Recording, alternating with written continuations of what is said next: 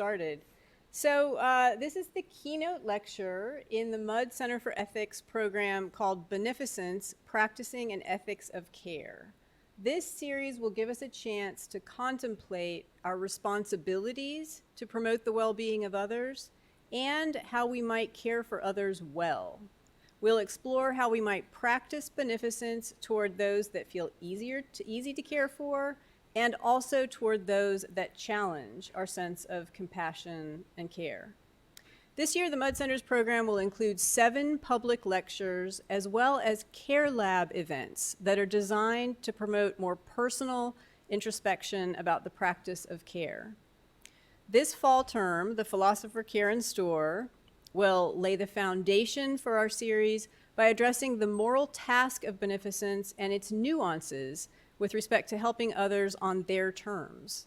Next Thursday, the neuroscientist Helen Wang will explain the neural and social manifestations of compassion-based meditation practice and its function as an act of care towards self and others.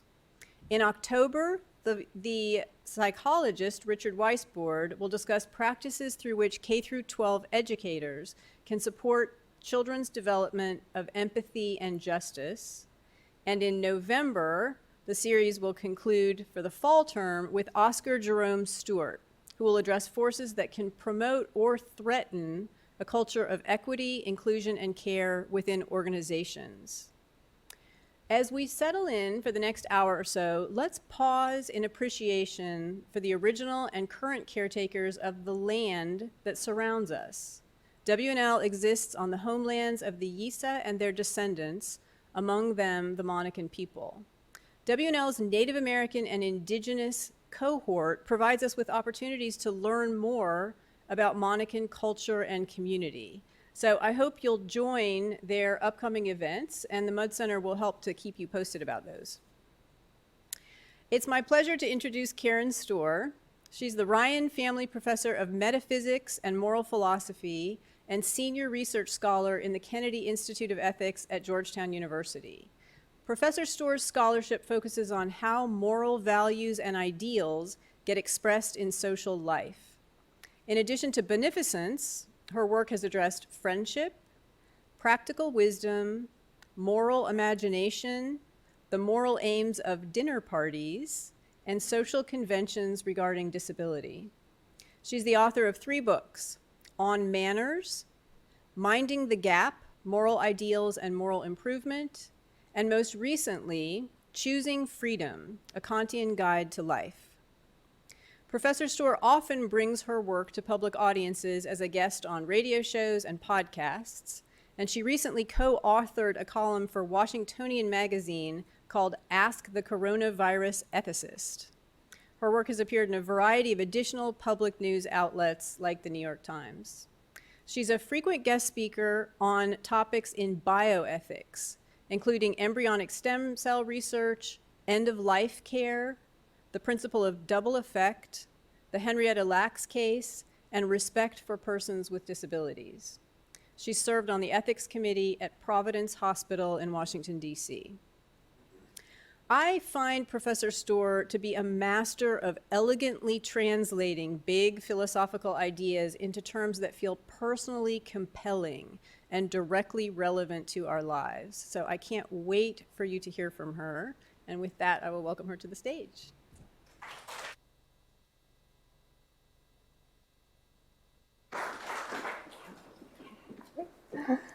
Thank you. Thank you for that introduction. So thank you to the Mudd Center for hosting me. I am really happy to be here. And thank you to all of you for being here. I knew we were going to be competing with nice weather. I didn't know we were competing with free tacos. So I'm particularly impressed that people are here for that.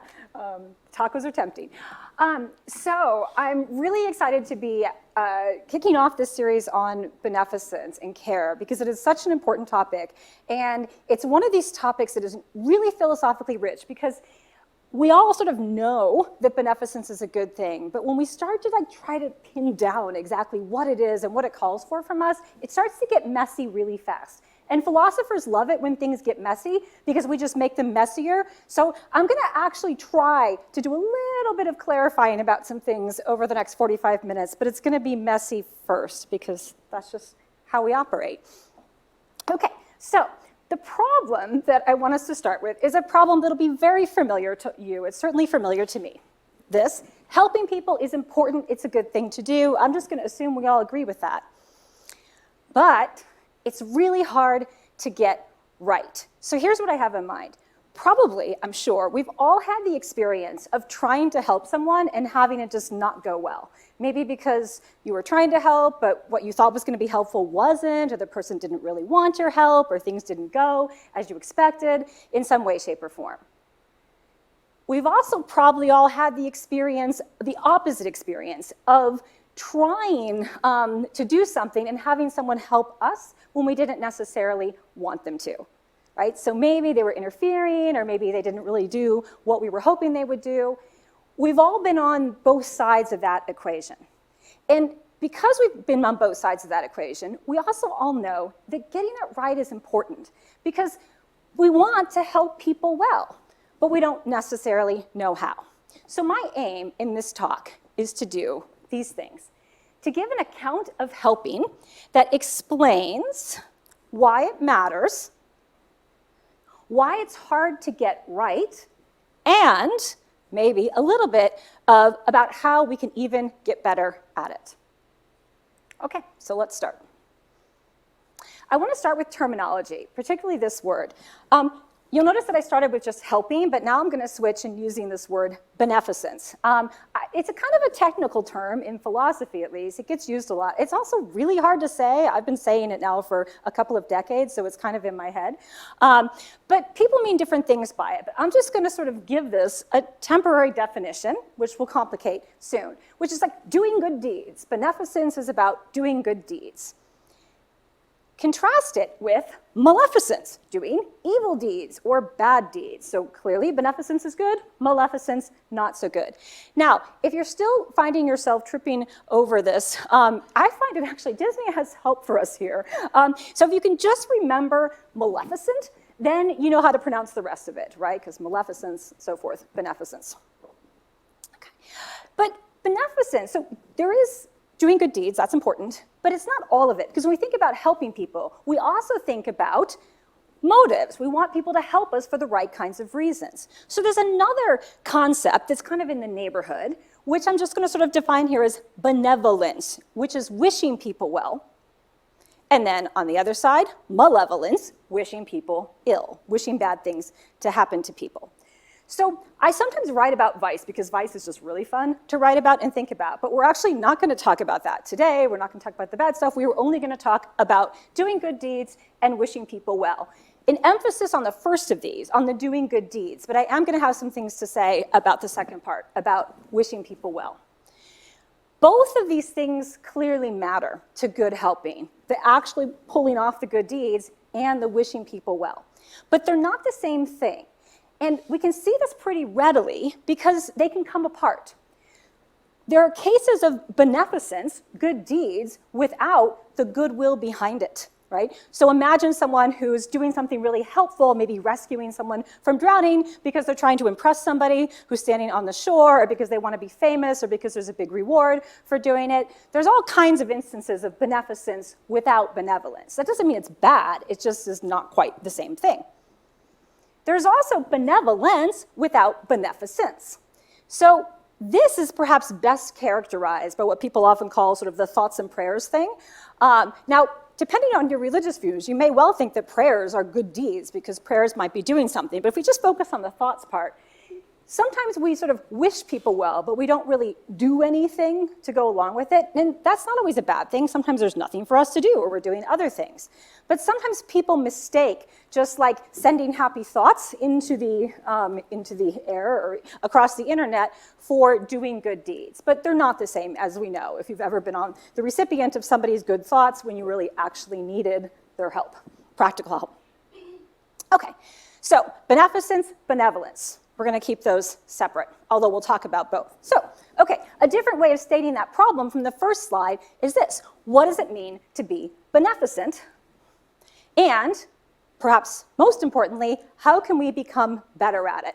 So I'm an ethicist, that's my training, it's what I do. I'm a big believer in the idea that ethics should be practical, that the point of doing ethics is not just sort of to have fun playing philosophical word games with trolleys and things like that, although I think that is fun, but I also think that ethics is supposed to be useful. It's supposed to help us think through problems in our lives and give us some clarity about how we might be able to deal with them. So this is going to be oriented in that direction, because I care about being better about it. Okay, so how should we think about beneficence? What is beneficence? I'm going to start by throwing out two possible ways to think about beneficence, and then I'm going to reject both of them for reasons that I will explain. The first is this idea. Maybe the best way to think about beneficence is to think about beneficence as a virtue. So in the Western philosophical tradition, sort of like the person that everybody thinks of when they think about virtue, for good reason, is Aristotle. So Aristotle thought that virtues were excellences. The Greek word that gets translated as virtue is arete, and it really does mean something like being really, really good at something or other. It involves skill and kind of expertise. So it makes sense in many ways to think about beneficence as a skill or an excellence at something. You're really good at helping. You're good at figuring out what people need and how to deliver it. So there's definitely something to this. It's not the only way of thinking about virtue in the Western tradition. Here's another way of thinking about it, the philosopher David Hume. For Hume, a virtue is a trait that is useful or agreeable to ourselves or others. Now, clearly, beneficence is useful. That's pretty much what it is. And it's also agreeable, for the most part, certainly to other people, and it also makes us happy when we do it. There was just an article about that came across my newsfeed earlier today. So we could think about beneficence as a virtue. And in fact, very often when people think about a virtue attached to beneficence, they think in terms of compassion. And of course, there are many, many traditions, philosophical and religious traditions, that have compassion at the forefront. Maybe the best known is Buddhism, in which compassion is a very central virtue. And of course, this virtue gets exemplified in people, in this case, someone like the Dalai Lama, right, who is an exemplification of compassion. So it seems in many ways intuitive to think about something like beneficence or compassion in terms of a person who exhibits it or exercises it. And the Dalai Lama is a good case in point. So I think this is a good way to think about beneficence in many respects. I'm not completely rejecting it. But I think when we're focused on this question of how do we become better at it, it has somewhat limited usefulness. Because although sometimes we can ask ourselves, like, what would the compassionate person do in this situation? Part of the problem is, like, we don't know, right? If we knew the answer to that, we wouldn't have to ask the question. I mean, you could, if you had the Dalai Lama with you as you went throughout your day, you'd be in great shape. But he seems to be very busy doing other things too. So it's not very likely that you're going to be able to get advice from him. This isn't to say that this is never a useful question. Sometimes it is, because sometimes we know perfectly well when we're not being compassionate. But in other cases, that's part of our problem. Like, we want to be compassionate, we just don't really know what being compassionate looks like in this circumstance. Okay? So it's good to develop compassion as a virtue, but it doesn't always help us in the moment with a practical question that we're facing, unless we have the Dalai Lama on a group chat. Okay. Second possibility. Maybe beneficence is best understood as a principle, like this one, which seems like a good principle. Help people in need. Who is not in favor of that? I use stick figures a lot. There's going to be a lot of these in the slideshow. I don't know, it's like my default person. They're always smiling, because I haven't found good ones that aren't smiling. So even when they shouldn't be smiling, they're still going to be smiling. So just add on whatever facial expressions you need here. Okay, so, whoops. So we say help people in need as a principle. That seems like a good principle. But some tricks about it. First, which people? Like our friends, strangers, people just in our community, people around the world. We have to decide which people in need are we going to help, because there are a lot of them. Relatedly, how many people in need do we need to help? Right? If it's all of them, we are going to be very busy. How often should we leave right now and both get free tacos and then also go help people on our way out, like is what we're doing now when we could no doubt be helping people? Perhaps we're doing the wrong thing. Or what if you're busy doing something else, like eating free tacos? Do you have to like drop the tacos and go help people? Well, maybe, depends on what kind of help they need. Here's a question that we're gonna come back to, because this is one that is an issue. What if it's someone you don't really like? Like maybe you would help them if it was a real emergency, but if it's someone that you don't really like that much, maybe you will like decide like, oh, I'm sorry, I'm just way too busy to help you move your couch, right? Or whatever it is that they want you to do. Maybe it also matters what they need. I mean, sometimes people just need something very small, but what if they need something big? Like what if they want to borrow your phone for a week or something? And relatedly, does it matter like what you'd have to give up in order to help them? Intuitively, it seems like all of these things matter. And so if a principle like help people in need is going to be useful to us, we're going to have to do some specification of it to explain what it is, which again, can be very helpful. But there's going to have to be a lot more work to do before we can get to the question of what should I be doing on a daily basis to help people? So I'm now going to suggest another alternative. And that is to think about beneficence as an appropriate response to value. Now, when I say this, you're probably like, actually, that's really not that much more helpful because that's also quite vague. You're probably rightly thinking, what kind of value do you have in mind and what would count as an appropriate response to it? I'm going to have answers to those questions. And in the answers, I'm going to enlist my new best friend, Immanuel Kant. So just out of curiosity, just a quick show of hands, how many of you have ever tried to read any Kant? It's okay if you haven't, quite a few. Okay, some of you know a lot of Kant, probably. Kant is like not the easiest person to read. I don't think it's really his fault, but maybe it is. But it's not easygoing. And so sometimes people are like, give up in despair, or maybe they're just like, it's kind of boring, or he lived in this tiny little town. He's an 18th century Prussian philosopher, spent his whole life in a single town, not through his own doing. He didn't have the money to go traveling around. But nevertheless, he has some surprisingly useful insights, I think, into beneficence. And in particular, I think there's things that we can draw from his theory that will help us understand why beneficence matters, but also why it's hard and how we can do it better. So in order to do this, I'm going to have to extrapolate a lot because there's only, Kant wrote like little snippets of things relevant to beneficence. So I'm going to be like adding on to Kant's theory here a lot. I could tell you all the places where I depart, but I won't because it'd be really boring. But if anyone really wants to know, you can ask me later. Okay, so the value question for starters. I said it's an appropriate response to value. What kind of value are we talking about? Well, Kant, as you may know, if you've read any Kant, values, we'll come back to this, rational agents, but in a way that he describes this as an end in ourselves. Kant says that all rational beings, all of us, are ends in ourselves. What does that mean? Well, another way of putting it is to say that each of us has what Kant calls dignity. Now, there's a word that everybody is familiar with, although the definition of that term is certainly controversial. But to have dignity for Kant is to have a certain kind of value. Sometimes people will say it's to have a certain kind of moral status, but I want to focus on value. And we have that value in virtue, for Kant, of our rationality. So there's a lot to be said about that, but it's important to understanding what he says about beneficence, that what it is for us to have dignity, or rather the basis of our dignity, lies in our capacities for rationality, and specifically for rationality when it comes to making choices and decisions about our lives. So there's two sort of dimensions to this value that are important for Kant. One is to say that we have dignity is to say that we have value that is incommensurable.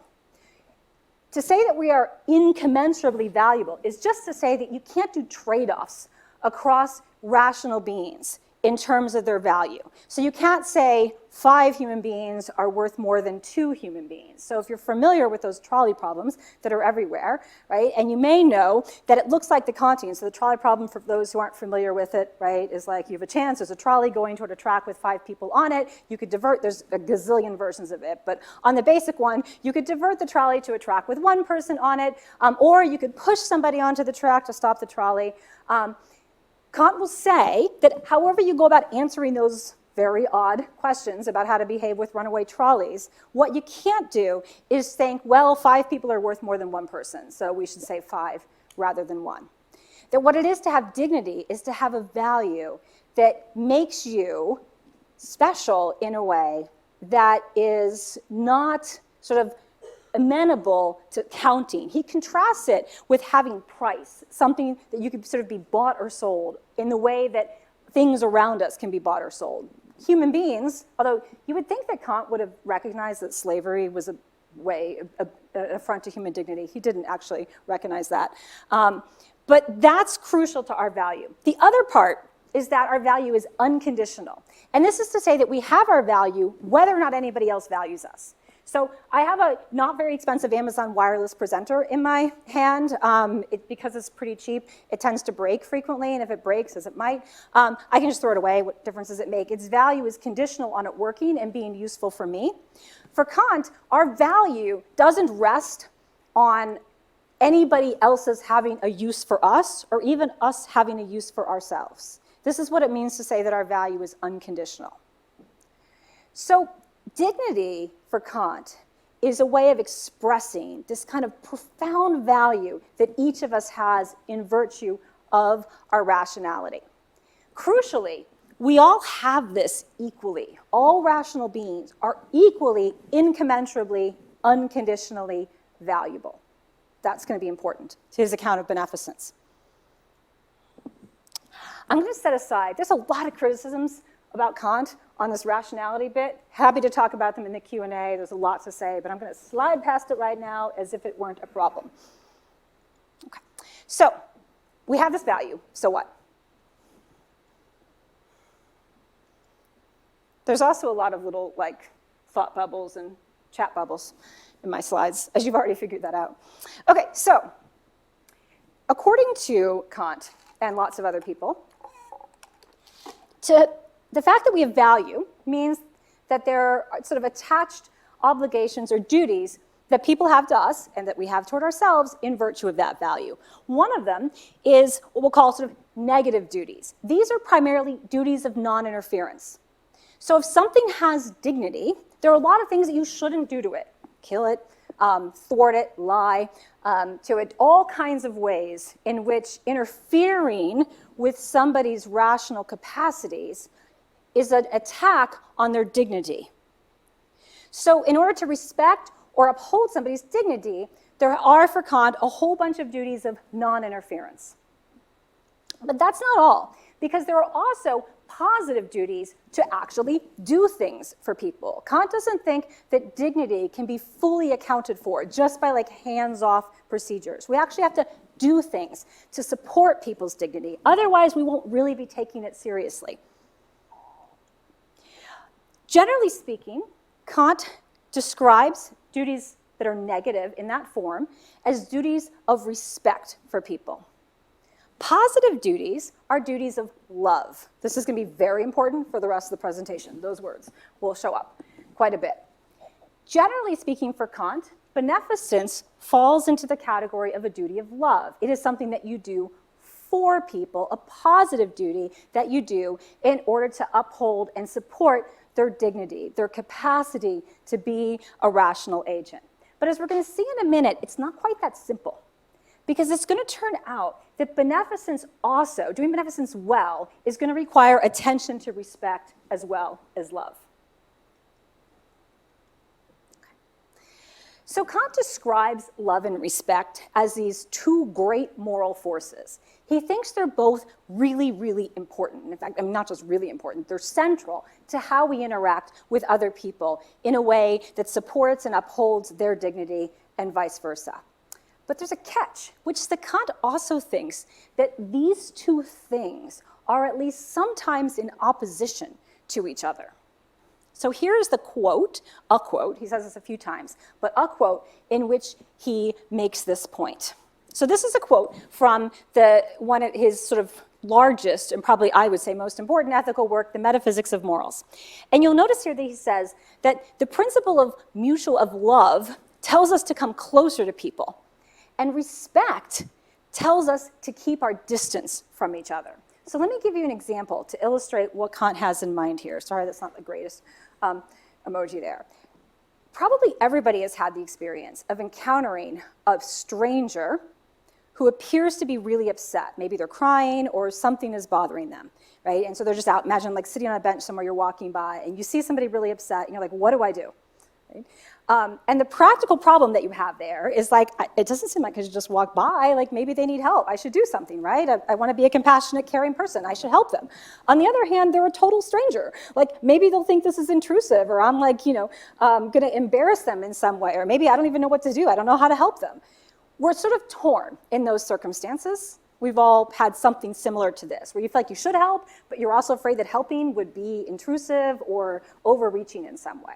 That is exactly the problem that Kant thinks that love and respect pose for us, because they're both important. It is important that we come to people's aid, and it is also important that we not get into their business when we shouldn't be.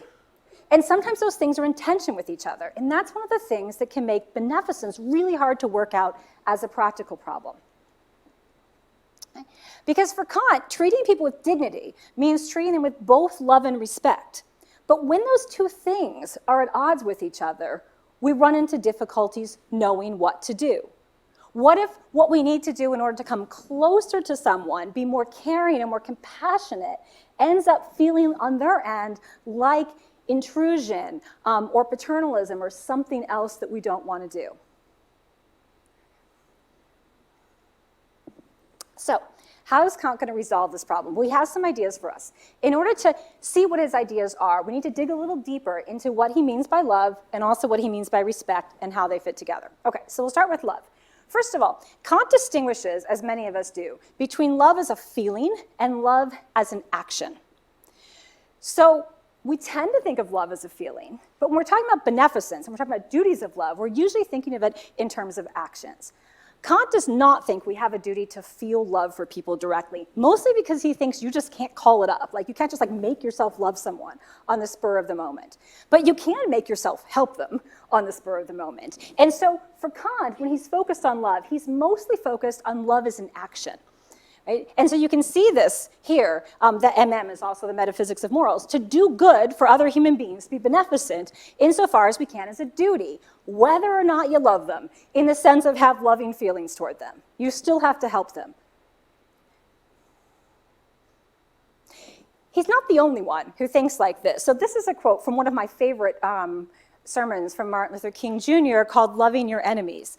So in this quote, King is drawing a distinction, which he draws in a number of places, between loving people, loving your enemies, which King takes to be a moral duty, and liking people. He's like, you don't have to like people. The command is not to like your enemies. That's good because that would be impossible. And he's not being lighthearted. It's like, how could you like people, right, who are threatening you, who are beating you, who are bombing your homes? Like, you can't do that, but you can love them. So this is this very super interesting and complicated paradox, which you can come back to, no doubt, throughout the year. Of course, what King has in mind here is a kind of love that people will often refer to as agape, a kind of love that we can have universally, even toward people who are willing bad things for us, who are being maleficent or malevolent toward us. We can nevertheless still love them in a way that is aimed at their good, and that's what King thinks that we are called to do. Very difficult. So Kant thinks about love in the same vein, right? We do have duties of love to help people who need our help, whether or not we feel love toward them or whether or not we like them. That, for Kant, is kind of irrelevant. However, it is also not a great thing to go around hating people. It's not a great thing in its own right. It's kind of bad for us, unhealthy, but it's also just morally bad for us, because Kant thinks that even for people who we really, really have a hard time loving, it's crucial that we see them as being worthy of love, at least worthy of our assistance. And Kant thinks that is a whole lot easier if we make an effort to try to see them as lovable. It doesn't mean we're always going to succeed in loving people. There's going to be people who kind of like, yeah, there's some people that are just really hard to love. But nevertheless, the more that you can think of them as worthy of love, the easier it will be and the better you will be at fulfilling those duties of love. It's easier to help people when you don't hate them. Right? You're more likely to help them, and you're going to be doing a better job of it. So part of being beneficent for Kant is trying not to hate people, which, as we'll come back to in a bit, he thought was not easy, but it's part of the challenge. And he describes someone who actually manages to pull this off, the kind of thing that King thinks we should be aiming for, as a friend of humanity. This is someone who just wants things to go well for people across the board, someone who just really wishes and good things for people and takes satisfaction in their well-being. Kant thinks this is a friend of humanity. So this is what we should be aiming for. In the meantime, we should at least be trying to do the good deeds. Okay, so love, generally speaking, and as a duty, as an obligation, is to help people meet their needs and achieve their goals. And we should also, as much as we can, want things to go well for them. But the duty is the part in the box, because that's the part that Kant thinks is under our control. All right, so what about the respect side? Let's turn to that. So in the Metaphysics of Morals, Kant makes this very interesting and important claim, which is that, well, we are talking about helping people, doing good for people. We have to be crystal clear about one thing, which is that helping people means helping them in accordance with what they think they need or want, not what we think they should want or need. So when he says, the only way that I can benefit someone is by benefiting them in accordance with their own concepts of happiness. Kant was not into gender-inclusive languages, much less the singular they here, so I'm going with his quotes. But when we do things for others, if it's really going to be beneficence for Kant, it has to be aimed at their good as they understand it, not as we do. We might put this more colloquially in terms of boundaries. So we're all familiar with boundary issues, the importance of boundaries. Kant is completely on board with boundaries. In fact, boundaries, in many ways, are the essence of what Kant thinks about as respect. More stick figures. To respect someone, for Kant, is to respect their capacities to make their own choices and run their own lives, even if what they are doing is not what you would like them to do.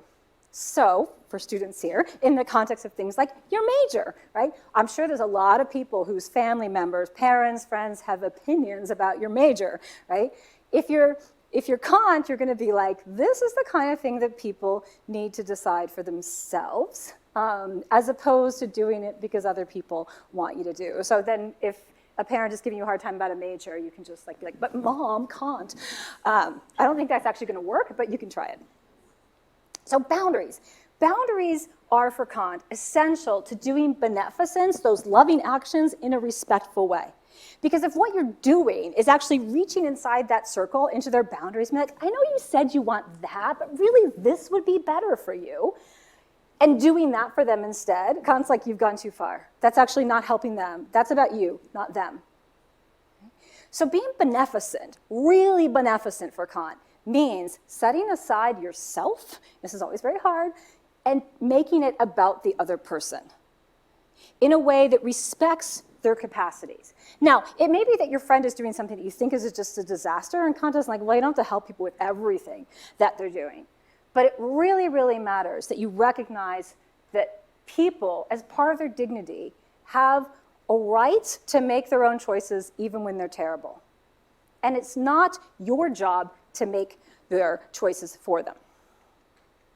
Okay, so on the respect side then, we might say, all right, so then love means helping people achieve their ends, meet their goals, meet their needs, and so forth. And the respect part means, but keep up those boundaries that allow everyone to make their own choices and exercise their own rationality. Okay, that probably sounds fine, right? Straightforward, right?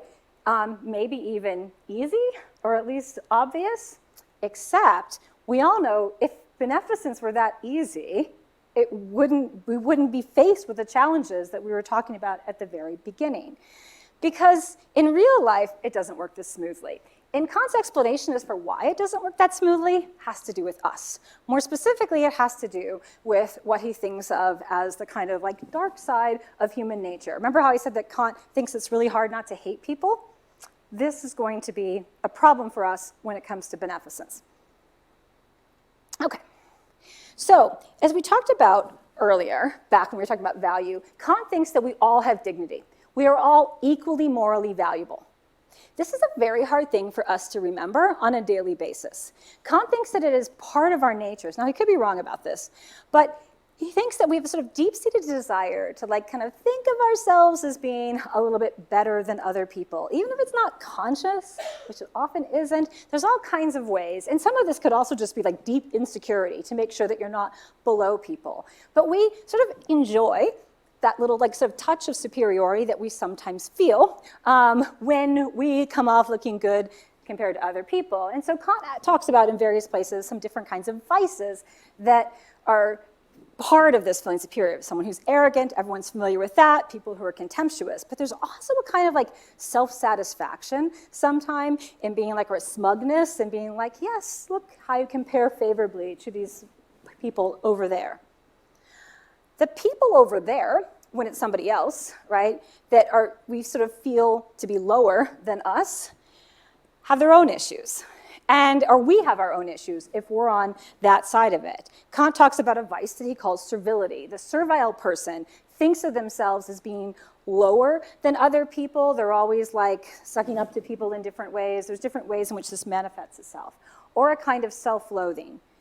Kant thinks that this sort of remembering that we are each other's moral equals. It might be easy enough in theory, but in practice, there's a whole lot of stuff in our ordinary lives that disrupts this, right? So just think back for the students here, think back when people were getting in or not getting into colleges, right? Somebody gets accepted to a school, you kind of hate them if you want to go there, or not, you try not to because they're your friend, or vice versa.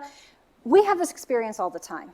And so for Kant, one of the challenges that we face in our ethical life is trying to sort of make our actions and our attitudes toward people match what Kant thinks is the truth about us, which is that we were all equal in terms of our dignity. But human nature pushes us in both these directions. It pushes us to wanting to feel superior to others and possibly taking pleasure when others end up inferior to us. And it also makes us fear being on the inferior side to this. Kant thinks these are both self-respect problems. Interestingly, Kant has an account of arrogance that means that it's a failure of self-respect just in the way that servility is. So why does this matter when we're talking about beneficence? Because this is actually the thing that Kant thinks throws off that little diagram from before, human nature. So beneficence, actually, let me get rid of that guy for a second. If beneficence is done right in the ideal world, it would be done in a way that is perfectly loving and respectful of the other person. In real life, Kant thinks, beneficence doesn't work like that. Beneficence, important and valuable as it is, runs the risk of destabilizing our sort of fragile grip on moral equality. And that is for Kant what he thinks, maybe he's wrong about this, the straightforward reason that he thinks that it is better to give than receive. Not morally better, but it's more pleasant to be the one who is the helping, giving, than it is to be the one who is on the recipient side. So Kant did not grow up wealthy at all. He was the son of a harness maker, and it was almost like his parents worked for or his dad worked for a factory, and all the jobs were moving overseas. That was kind of what his setup was. It was very kind of fragile, but kind of on the edge of poverty. And Kant was the recipient of a lot of people's aid, for which he was grateful. But you can kind of tell if you read between the lines that he found it hard, that he found it very hard to be dependent on people, and that he found it sort of a challenge to maintain his self-respect when he's on the receiving end of other people's aid and he can't return it. At least this is my take on Kant's psychology. It's just speculative. But we can see this often even if people don't say it out loud, right? People like to think of themselves as being generous, don't we all, right? If we help somebody, again, right, where would they be without me? I'm always, letting my roommate into their room because they lose their keys. Can't believe I do this. I'm always rescuing this person. Sometimes that's annoying, but sometimes it's also kind of satisfying, right? Because you'd never be the one in that situation who would lose your keys or need all this help, right? Or sometimes it can even make us think less of the other person. Again, not like it's always explicit. This is the quiet part out loud. But sometimes it is there under the surface. Because Kant thinks there is something satisfying about being the one who can give aid. And it could just be like you're delighted that they are doing well. But sometimes it can also be about us. And that's one of the things that Kant thinks we really have to watch out for. On the flip side, being the recipient of help, many of us don't like needing help. Not everybody. I mean, we all need help sometimes, as Kant is well aware, right? But when you need help, sometimes it can be kind of a little bit potentially demeaning or feel that way. People can sometimes then hate themselves for needing help, particularly if it's ongoing. And when things are really going south, it could even turn into a kind of resentment or hatred for the person that's helping you. Now, this is all very dark. I don't want to suggest that helping always works this way. It'd be really depressing if it did. But Kant thinks that this is always a risk, and that if we're not careful, very careful, about how beneficence works, we might just end up in a situation where instead of helping us maintain moral equality and respecting people's dignity and treating them with love, we'll end up upsetting it in a way that makes it very difficult for people to maintain their own self-respect if they're the recipient, or their own sense of not being superior to others. Kant has some potential solutions, though. I know this is a long quote, but I'll call your attention to the parts that are most useful about it. Kant has these sideline remarks where he often says really interesting things. And this is, I think, one of his interesting sideline remarks. So he's talking here about being a good benefactor. He's just finished saying, really rich people who think they're being beneficent often really aren't, because they should be giving it's what they owe as a matter of justice. So he's just kind of slammed people who take a lot of self-satisfaction in their own generosity. But here he's talking about sort of maybe ordinary or generosity or beneficence for anyone. He says we have to carefully avoid the appearance of attending to bind the other one, put somebody in our debt. Because if we showed that we were trying to do that, it will humble the other person in a bad way. It will make them feel inferior, and it won't really be a benefit. If you're helping someone so that they're in your debt, Kant thinks that's not beneficence, right? What you should be doing then is trying to do the help or offer the help in a way that doesn't set up that negative relationship. Instead, he has some practical suggestions for us. We have to show that we are when you do something nice for someone, Kant thinks you should act as though you were put under obligation by the other person's helping you. And we do this all the time, right? If you're somebody, you help someone and you sort of turn around and be like, oh no, I was really someone's like, thank you for helping me, get a hold of that, last, chapter in the organic chemistry. And you're like, oh no, I really need to review it myself. It was really helpful for me to do that. We do this kind of thing, right? That's what Kant thinks we should do, because it's a way of turning it around so that we're actually the beneficiary, even if we all know that we're the one giving the help. And he says, or, to act as if it's, or better, he thinks if you can do it in secrecy, so that no one really knows. He's a big fan of anonymous giving, so that no one really knows. So all of this, Kant thinks, is necessary to make sure that we don't lose our grip on that central concept of moral equality. So on the part of the one doing the favors, it requires a certain level of humility in a good way, humility that reminds us that, first of all, we're going to be on the other side of it, needing help at some point, because no one goes through life without needing help, that sort of fights against our tendency to feel smug or superior because we're in this position to help. And on the part of the recipient, Kant thinks there's an emphasis on gratitude. So Kant has a lot to say about gratitude, which I won't talk about here because we don't have time, but it's quite interesting. He thinks that ingratitude is a vice, that it's really important to be grateful for somebody else's beneficence, but be grateful in a way that doesn't make you feel like you're lower than them, right? But in a way that sort of battles our tendency to resent or even hate the person who is helping us. And Kant thinks that gratitude can counter that. So in order to keep this relationship of moral equality, benefactors, givers, have to make sure they're being humble enough that they're not lording it over the person they're helping. And recipients have to prevent themselves, their dislike of being helped, from overtaking it and becoming ingratitude. Okay, so let's put this all together. Beneficence is, I've said, suggested, is an appropriate response to value. Value is dignity in Kantian lens. Dignity that we have in virtue of our rationality. Upholding or maintaining or responding to people's dignity requires that we love them, perform duties of love, and that we respect them. And remember that these two things can be in tension with each other. So the challenge of beneficence is to do it in a way that features both of these moral forces, but in a way that tries to resolve that tension. Or we might say, helping people achieve their ends in a way that reflects and maintains our equal standing as beings with dignity.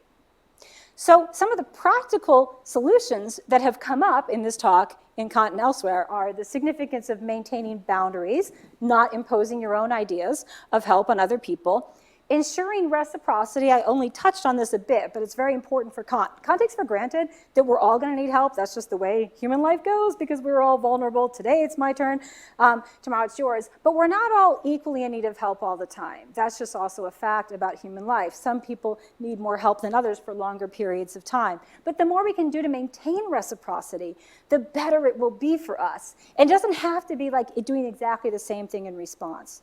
But relationships that require extended beneficence, Kant thinks, need to find ways of ensuring that there's some kind of reciprocity, that the person who's on the receiving end of that help can still feel like they're a full participant in that relationship.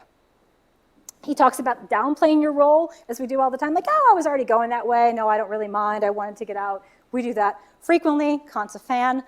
Overcoming our dislike of people, which is kind of hard, but very important for Kant too, trying to see them as worthy of love, focusing on practical help, doing more than thoughts and prayers. Thoughts and prayers are nice, but we also actually have to do things. And then avoiding the smugness that comes with being the one who's helping and the ingratitude that can sometimes be in the result of the people who are in need of help. So, this is like the summary slide of all of that stuff that I was saying. I know that was a lot and kind of fast and involved a lot of arrows, but that's the picture. So I suggested this as a way of trying to make sense of beneficence that would help explain why it's important. It's crucial, because that's how we respect and love each other as dignified creatures that we are. Why it's hard, because love and respect are in tension with each other, but also how we can do it better. And we do it better by remembering the importance of trying to navigate that tension in a way that doesn't lose sight of both those two moral forces. I always like to end with pictures of dogs because they're cute. But anyway, thank you for your attention. Nobody left to get a taco, I don't think, so well, good for you. So thank you. I'm looking forward to questions.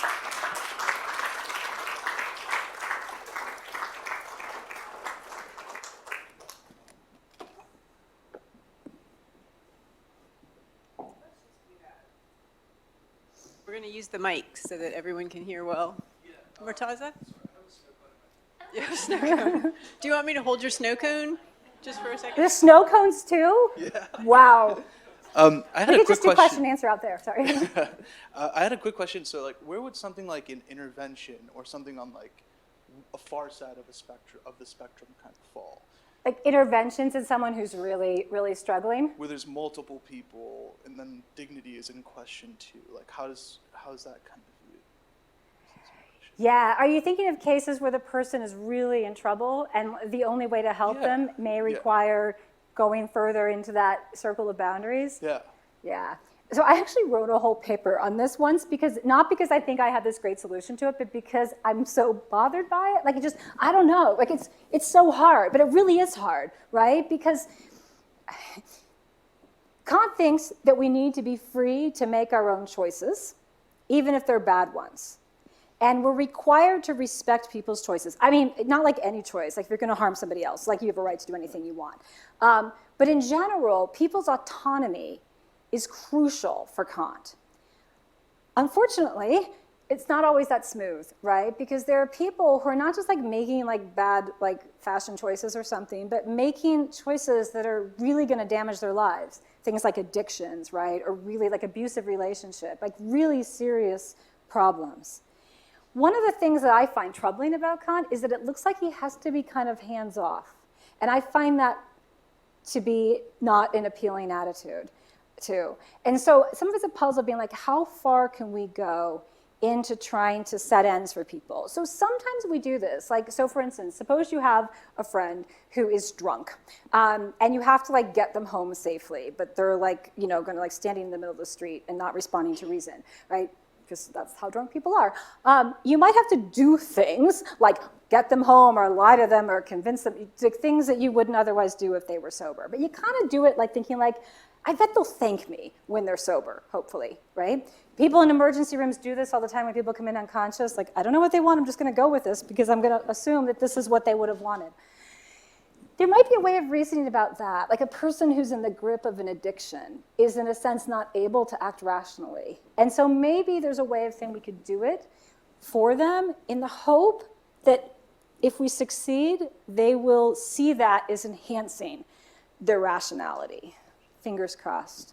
Gotcha. I don't know, but I don't know. Do you find that sad? I don't know if that's satisfying. I was just wondering how it kind of works out on that side. Can I Yeah. ask a quick other second question to that? Or not kind of related to that, but more on the side of like social media and kind of showing people, I guess, like snippets on like how to behave in certain situations. Does that also then impact the beneficence part of how you perform those actions? Is there kind of any work that's being done looking into the effect of that on, I guess, people? Are you thinking of cases where someone's like filming the action, and do you think that whether that changes what people do? Yeah. Yeah, it's got to change what people do. Like, I mean, it's hard to imagine that it wouldn't. Although sometimes you also capture these like fascinating things. I don't know if any of it, there's a whole genre of things of like people making amazing catches of babies, like doing these things. I remember seeing one with like a Home Depot employee and there's like a baby who's about to fall out of a cart and it's a surveillance camera and it catches this guy like sliding in. I don't even know where he came from. And he like catches the baby. It was amazing, right? So sometimes, right, this can be really beneficial because it can catch stuff that we might not otherwise see and celebrate that. Of course, if people are doing acts of beneficence for likes on Instagram or for public opinion, then it's not going to be the kind of beneficence that Kant thinks is really loving. It's going to be, it's going to be about you. It's like, self-benefiting in some way by benefiting somebody else, or if you're doing it for a resume line or something. So if it's that kind of situation, then, but it might just be like, are you thinking like people will be like reluctant to do things because it might get misinterpreted or it might get, yeah.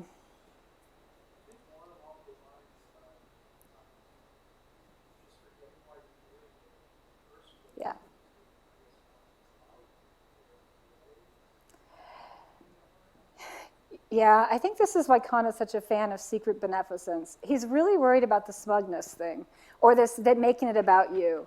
I mean, I don't know whether Kant was just, sometimes you're like, Kant's just having a bad day sometimes, but especially when he writes about this, I don't think we all like to think that, no, I'm helping people like because I care about them, not because like I want this like warm, fuzzy feeling. And Kant's like, yeah, I don't know.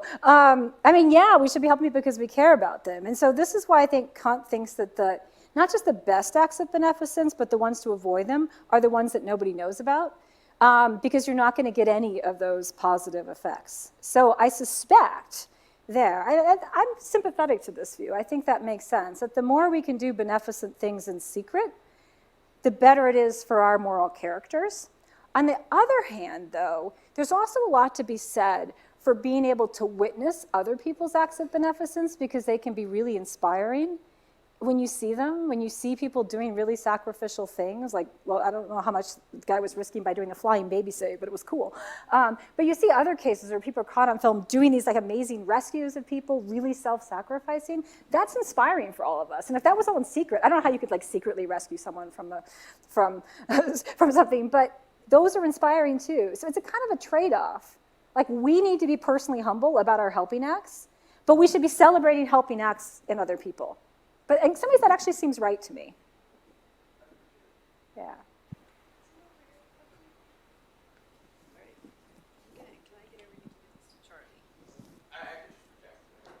Let me pass it down to you because I don't know that folks on the recording will be able to hear. Yeah.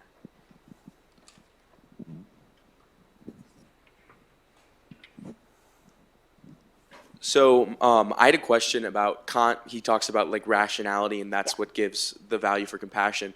What's his view on non-rational humans, and then also what about non-human animals that don't maybe have that rational capacity? Great question.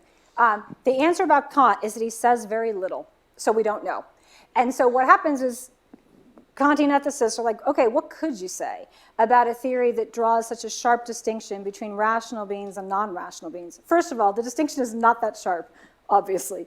And even if it were, though, it doesn't seem right, because even if we're going to be like, okay, dogs aren't rational beings, it doesn't mean that we shouldn't worry about them or care for them. And in fact, Kant says things that make you think he was a dog lover, like he thinks you're a bad person if you like throw out your old dog, you know, if you're just like, oh, they can't be useful to me anymore.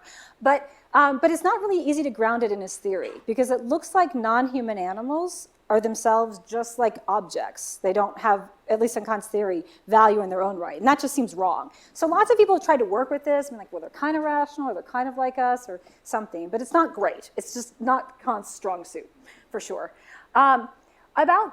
But when it comes to, but of course it's also hard because not all human beings, certainly none of us are like fully rational all the time, and many people aren't very rational. So there's infants, of course. There's also people who suffer from Alzheimer's, right? Or people with various maybe intellectual disabilities that affect their cognitive functioning. But clearly, those are people with dignity that deserve treatment from us in various ways. And there's different ways of answering this question. You can do it like, okay, well, they were rational, they're going to be rational. None of them are great either.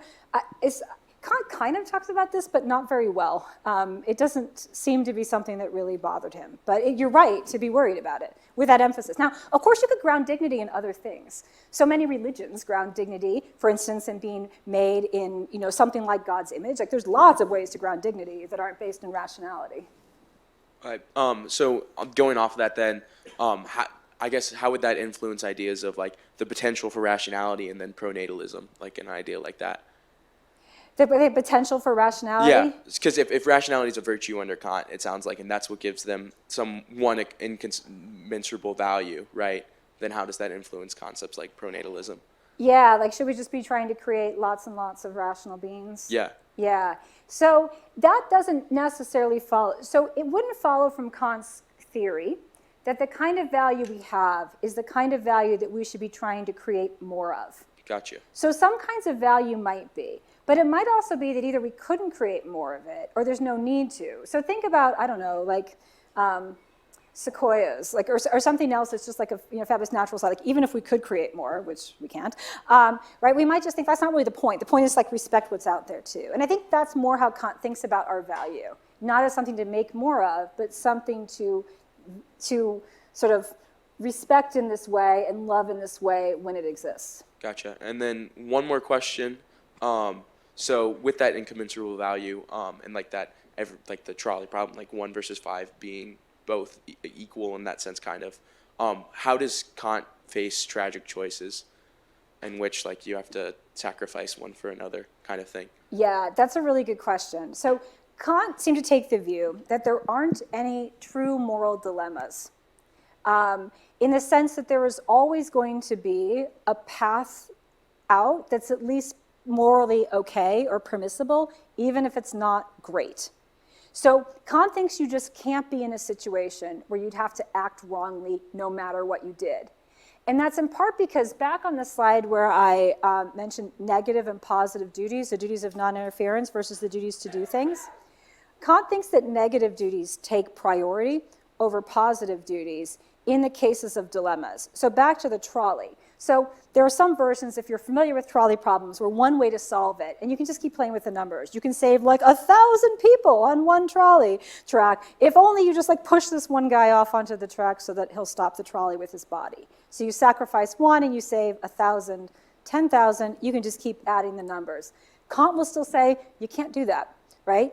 And it's not a dilemma for Kant. It's really unfortunate that you can't save those 10,000, 10 million, however the people are hanging out in the very large trolley track. It's unfortunate. You do have a duty to help them, but not by doing something wrong, which Kant thinks it would be to push the person onto the track. So you do have two duties, a duty to save people and a duty not to use this person in Kant's language as a mere means to save the others. But the duty not to use the person as a mere means takes priority. So the duty to save for Kant would fall lower on that thing. Lots of people think he's wrong about that, but then lots of people also wouldn't push the guy onto the tracks either. There's all sorts of really interesting stuff about. I mean, trolleys have limited value some way. I don't know, they're interesting, but it's hard. Who knows what we would do if we were faced with that situation? It doesn't happen very often. But that intuition that you can't kill one to save a bunch is one that for many people is very important. There's another question over here, I think. Yes. Thanks so much for your talk. I really appreciated the distinction you drew at the beginning of the talk between beneficence and benevolence.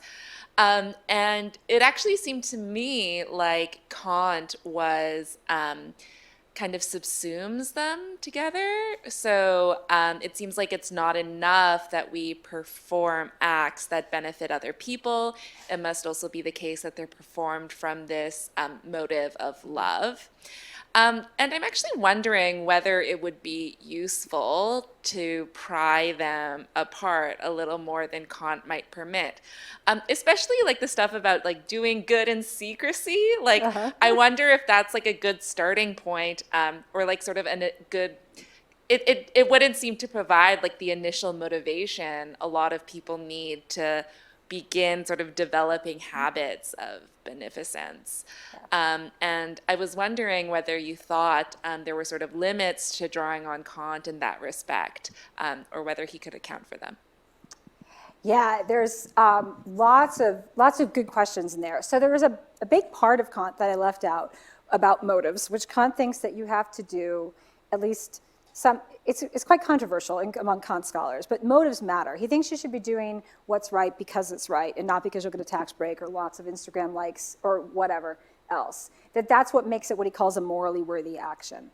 It's a little tricky when it comes to helping acts because it's not really clear how Kant thinks those should be motivated. But what he does think is true is that we couldn't ever have a duty to do something that we're not capable of doing. And so whatever we have a duty to do when it comes to helping people can't be more than what we can pull off in the moment, which is why he restricts it to doing the good deed. Although it's got to be something you could do. Like, so there's no doubt, like, bad things happening somewhere, like thousands of miles away that we can't do anything about right now because we don't know about them or we can't get there or whatever. So we don't have duties to do those things. What I was talking about, sort of the loving feelings, the benevolence part of it, like sort of trying to like people, is something that more like an ideal that we should be aiming at. And that's where we should be trying to go. Now, the question about like the kind of scaffolding, like the beneficence and secrecy, like, okay, but we have to like get people to do the good deeds first, and maybe that will work better if we, provide some carrots, free tacos or something to like get people to do good deeds. And that will get them in the habit. This is very Aristotelian. So Aristotle has a whole theory about this with kids, like you attach doing virtuous things with pleasant experiences and doing bad things with unpleasant experiences and so forth. Kant just doesn't have a lot to say about that. He also has so Kant did not have kids. He tutored kids, so it's not like he never spent any time around kids, but he really thinks they're, I don't know, more rational than they are. I think he may think all of us are capable of rationality, like, no, we can just see that beneficence is required of us and we do it in secret, but that's not how we work. I don't think Kant would be opposed, or we don't have to be opposed to like doing some help, like getting us into the habit of doing good things, giving ourselves little rewards for them or something, but Kant thinks we can't leave it there, because that would still be making it more about us. So we should be trying to become the kind of people that are just as happy to have our good deeds go unnoticed and unrewarded. I think that's what he would say. I don't know, does that, but you said he wanted to pull it apart a little bit. Maybe I didn't get that part of your question, where you're like, you want to pull motives and actions apart more? I don't know if there are other questions. I'm happy to chat with you later. I think there is one more question. Are you willing to take one more, Of course, Professor yeah. Stohr? Okay, so last question, Brian. Thank you. Yeah, I don't want to occupy time necessarily. Thanks so much for this. So it seems like this is a very helpful way of thinking about beneficence, but it seems like most of us for various reasons, most of us might like to think we're beneficent when really we're just benevolent. We wish well upon others, but we really don't do anything about it. Where beneficence requires a little bit more activity, but for the most part, either, well, for various reasons. I think often life just sort of forces us to be benevolent, like, oh, I hope things go well, but I'm not actually going to do anything about it. What would you say, or what might Kant say, to sort of motivate or get people across the threshold more from benevolence, which is probably our more standard way of being, and into greater beneficence? Yeah, so Kant thinks that we tend to be self-deceived about this. So we might just be thinking like, oh, we've done enough, like because there's studies that show, I'm gonna defer to you, it's just about like people tipping less well on Sundays. Hear this? I don't know how well this is replicated, but people have heard this. So yes, because they've already done their thing, right? You don't need to do, if you've been to church, you've already done your thoughts and prayers bit, and then you don't have to tip. I don't know if this is like, don't quote me, Ursula, I'm not a psychologist, and I'm not 100% sure about that, but if it were true, that would be a bad thing for us too, that we feel like we've done our job. So one of the things that Kant thinks we always have to do is engage in a process of conscientious reflection. And Kant thinks that if we really are honest with ourselves, it'll be kind of obvious to us when we haven't actually done what we could, been like, yeah, I actually could have stayed longer and done that thing, or talked to that person, or been nicer on the phone, or whatever it is, that we could know when we have failed to do that.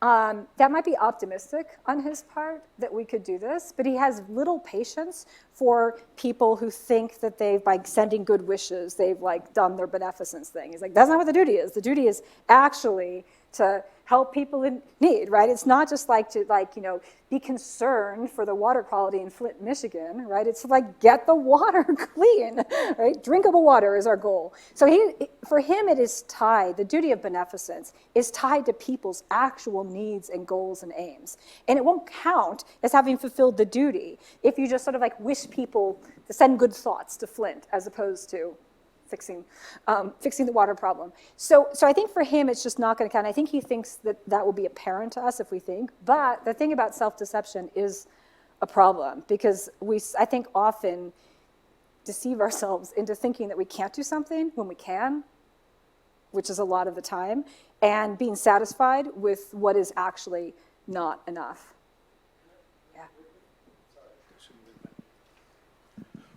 But where does Kant allow you, in Kantian logic, where does it allow you to, in Kantian ethics, where does it allow you to draw the line as having done enough? I mean, I'm not doing anything at all right now for Flint, right? I always pull out the iPhone and talk about this as a great moral dilemma. It's terrible for the environment, children made it, and I'm not giving it up. At what point does Kant say, it's okay, you've done enough?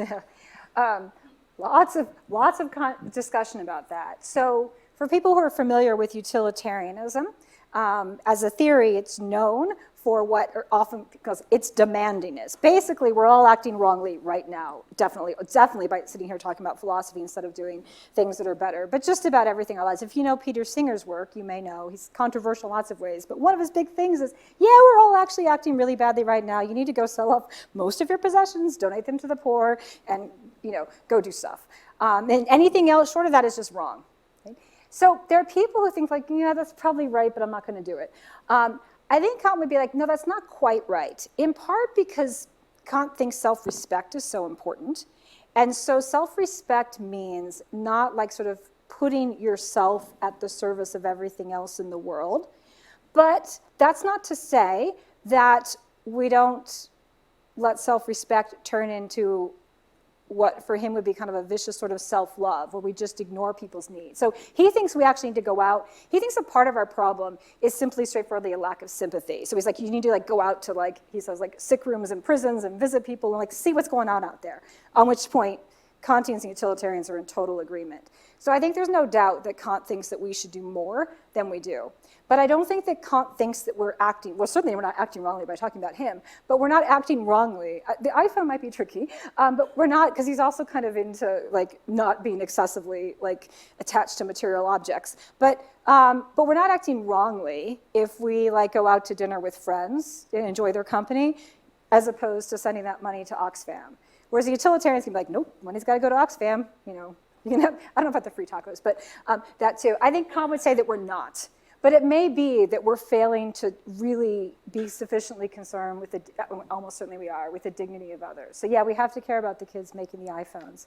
And that for Kant would be taking what steps we can to make Apple act better. Good luck with that, huh?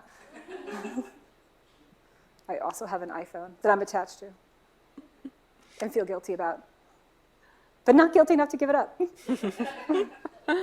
All right. Well, thank you On everyone that for note- coming. Thank you for setting us up so beautifully for our Thank you discussion this for your year. attention. So students who are here as part of the Mudd Center's Student Ethics Society, I think there are a couple of spots open still for lunch with Professor Stohr tomorrow. So if you're interested in joining that, come up and let me know at the end, and we'll get you on the list for that. And everyone else, I will see you here next Thursday night for Helen Wang's lecture. Thanks for coming. Thank you.